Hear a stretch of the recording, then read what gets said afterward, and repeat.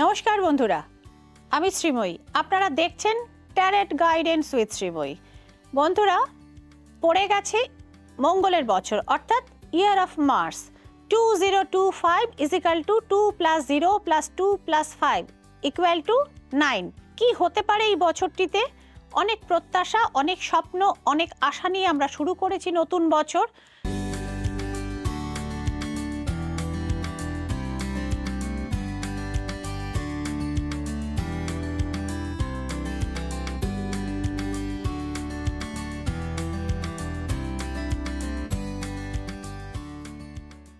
সবে আমরা কিছুদিনই এই বছরটির অতিক্রান্ত করেছি। এর মধ্যে 4 ফেব্রুয়ারি বৃহস্পতির ট্রানজিট, সেটা ম্যাক্সিমাম রাশি এবং লগ্নের জন্য ভালো। কিন্তু এ বছরে আসতে চলেছে স্যাটার্ন, একটি বড় গ্রহ, এবং ইউজুয়ালি এটাকে বলা হয় ম্যালিফিক প্ল্যানেট। তো স্যাটার্ন আসতে চলেছে মেষ রাশিতে বা সাইন এরিসে। তো এই জিনিসটি ফলে শুরু হতে চলেছে এরিস বা মেষ রাশি লগ্নের 7.5। সেক্ষেত্রে আমি একটা জিনিসই বলবো যে মেষ রাশি এবং লগ্নের মানুষরা কিন্তু সাবধান থাকবেন, এবং যারা বিশেষ করে যারা ড্রাইভ করেন, বিশেষ করে সেলফ ড্রাইভ করেন, যারা 2 হুইলার চালান, এই সমস্ত মানুষজন কিন্তু এই বছরটা খুব সাবধানে থাকবেন। নট অনলি মেষ রাশি বা এরিস, এটা ওভারঅল প্রত্যেকটি রাশি লগ্ন সম্পর্কেই খাটে। এবং এরিস এবং স্করপিয়ান, এই সমস্ত রাশি লগ্নের মধ্যে দিয়ে যারা রয়েছেন, অর্থাৎ এদের জাতক এবং জাতিকা, তাদেরকে বলা হচ্ছে অক্স ব্লাড রেড কালারটি আপনারা অ্যাভয়েড করবেন, বিকজ ইটস অ্যান অ্যাক্সিডেন্টাল ইয়ার। এবং যারা প্রপার্টি ডিসপুটে বহুদিন ধরে রয়েছেন, তাদেরকে বলবো ইমিডিয়েট আপনাদের যে মার্স অর্থাৎ মঙ্গলের জায়গাটিকে রিকভার করে নিতে, নাহলে প্রপার্টি সেক্টর কিন্তু আপনাদের বড় ড্যামেজ দিতে পারে।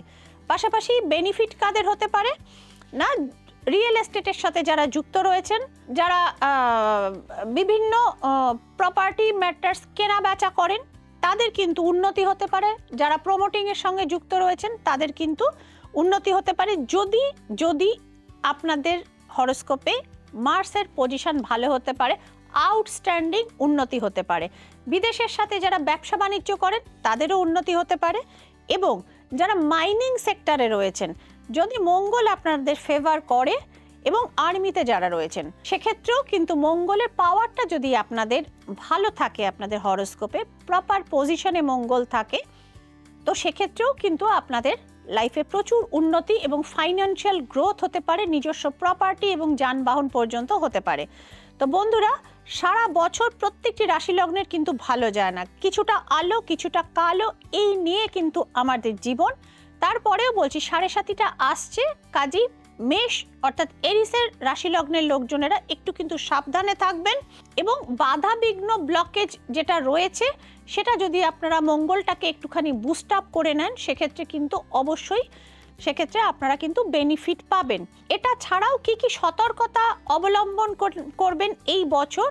রিলেশনশিপে ড্যামেজ, এই জিনিসটি হতে পারে, এবং ছোট ছোট ব্যাপার নিয়ে বাক বিতণ্ডা থেকে এই বছরটা আপনারা সাবধানে থাকবেন, কারণ রক্তপাত এবং দুর্ঘটনা এই দুটো কিন্তু মঙ্গলের মানে নেগেটিভ মঙ্গলের কিন্তু অবদান। সুতরাং এই জায়গা থেকে দেখতে হবে পরিবারের ভেতরে এবং বাইরে যাতে কথা কাটাকাটি চূড়ান্ত আকার না নেয়, এবং মামলা মোকদ্দমার মধ্য দিয়েও যাদেরকে যেতে হয় বা যারা ফেসে আছেন, সেক্ষেত্রেও যেন এটা বড় কোনো আকার ধারণ না করে। এই ব্যাপারগুলো আপনারা সতর্ক হবেন।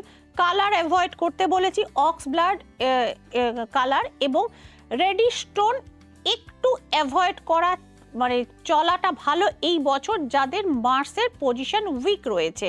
কি করবেন তাহলে যাতে মঙ্গলের এই যে মানে ড্যামেজিং সেক্টর থেকে আপনারা মানে পরিত্রাণ পেতে পারেন?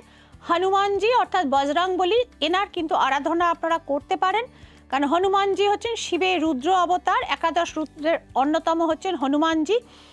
প্রত্যেক মঙ্গলবার আপনারা হনুমানজির মন্দিরে গিয়ে তাকে মেটে সিঁদুর দিয়ে তার পুজো আপনারা করতে পারেন। সেক্ষেত্রে আপনাদের মানে ওই যে বললাম যানবাহন সংক্রান্ত বা অন্যান্য দুর্ঘটনা প্রবণতা থেকে উনি কিন্তু আপনাদের সেক্ষেত্রে সেফ করতে পারেন। এবং প্রপার্টি ম্যাটার্সেও যাদের সমস্যা রয়েছে সেক্ষেত্রেও কিন্তু আপনাদের বেনিফিট হতে পারে। এটা ছাড়াও যেটা হতে পারে, অনেকের বাড়িতে দেখবেন হঠাৎ হঠাৎ কোনো নেগেটিভিটি বা কিছু এরকম কিন্তু আপনারা ফেস করেন। সেক্ষেত্রে আমি বলবো বাড়ির মেইন যে এন্ট্রান্স তার ওপরে কিন্তু আপনারা পঞ্চমুখী হনুমানজির ফটো বা প্রতিকৃতি আপনারা রাখতে পারেন। নেগেটিভ মঙ্গলের এফেক্ট থেকে হনুমানজি কিন্তু আপনাদের রক্ষা করবেন এবং তিনি কিন্তু আপনাদের ব্লেসিং দেবেন।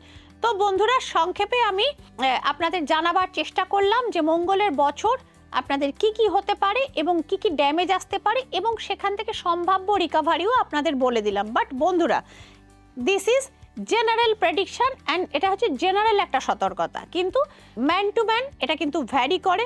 প্রত্যেকটা মানুষ হচ্ছে ইউনিক এবং তাদের রাশি, লগ্ন, জোডিয়াক সব কিছুই আলাদা। কাজে ব্যক্তিগতভাবে যারা আমার প্রেডিকশন চান এবং ব্যক্তিগতভাবে যারা সেফগার্ড চান, তো সেক্ষেত্রে কিন্তু আপনারা ব্যক্তিগতভাবে যোগাযোগ করবেন আমার বুকিং নাম্বারসগুলিতে এবং একটি দেখবেন হোয়াটসঅ্যাপ বুকিং নাম্বার রয়েছে, সেক্ষেত্রে মানে ইমার্জেন্সি বুকিং নাম্বার হিসেবে রয়েছে, এক্ষেত্রেও কিন্তু আপনারা ওই নাম্বারটিতে যোগাযোগ করবেন।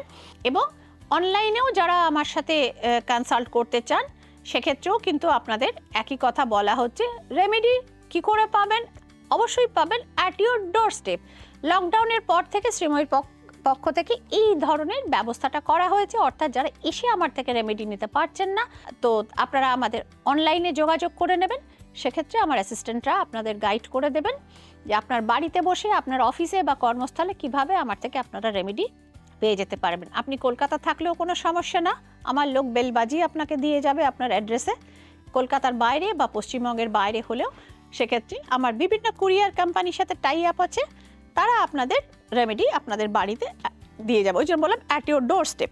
তো বন্ধুরা, মঙ্গলের বছরটি একটু সাবধানে থাকবেন, সকলে আনন্দে থাকবেন এবং সুস্থ থাকবেন। দেখা হচ্ছে নেক্সট এপিসোডে। ততক্ষণের জন্য সকলে ভালো থাকুন, আনন্দে থাকুন, দেখতে থাকুন ট্যারট গাইডেন্স উইথ শ্রীময়ী। নমস্কার।